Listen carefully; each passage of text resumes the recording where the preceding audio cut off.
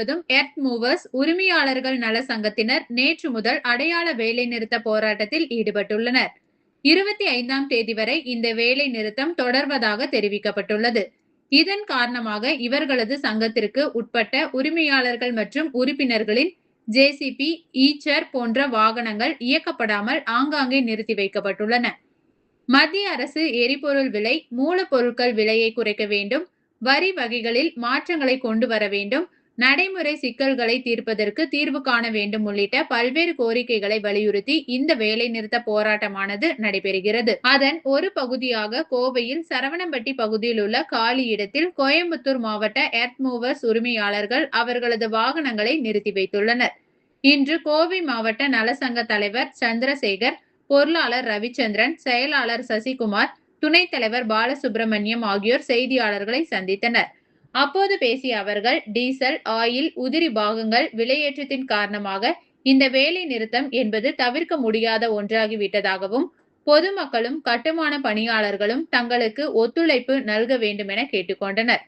புதிய வாகனங்களை வாங்கும் பொழுது 15 ஆண்டுகளுக்கு வரி வசூல் செய்யப்படுவதாகவும், 1-2 ஆண்டுகள் கழித்து அந்த வாகனங்களை விற்கும் பொழுது சில சிக்கல்கள் ஏற்படுவதாக சுட்டிக்காட்டினர். இந்த அரசாங்கத்தில் சட்ட விதிமுறையை செயல்படுத்தும் பொழுது நடைமுறை சிக்கல்கள் என்பதுதான் பெரும் பிரச்சனையாக இருப்பதாகவும், அதனை சரி செய்து கொடுத்தால் பிரச்சனை சரியாகிவிடும், அதற்கான தீர்வை காண்பதற்கு அரசாங்கம் நடவடிக்கை எடுக்க வேண்டும் என கேட்டுக்கொண்டனர். அனைவருக்கும் வணக்கம்.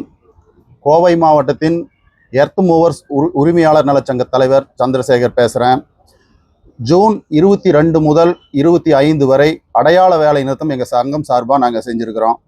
ஏன் அப்படின்னு கேட்டால், டீசல், ஆயில், உதிரி பாகங்கள் போன்ற விலையேற்றம் காரணமாக எங்களோட இந்த வேலை நிறுத்தம்ங்கிறது தவிர்க்க முடியாததாக இருக்குது.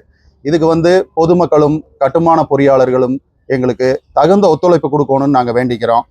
மேலும் இந்த பர்மிட் பிரச்சனைகள் மைன்ஸ் டிபார்ட்மெண்ட் மூலியமாக எங்களது வாகனங்களை இயக்கும் பொழுது அந்த டிபார்ட்மெண்ட் மூலிமா எங்களுக்கு ஒரு சில இடையூறுகள் இருக்குது. அது எப்படி அப்படின்னா, சாமானிய மக்கள் ஒரு வீடு கட்டும்போதோ ஒரு சில வேலைகள் செய்யும் போது 10 லோடு 5 லோடு இந்த மாதிரி முறையில் எடுக்கும்போது அதுக்கு பர்மிட் கேட்குறாங்க.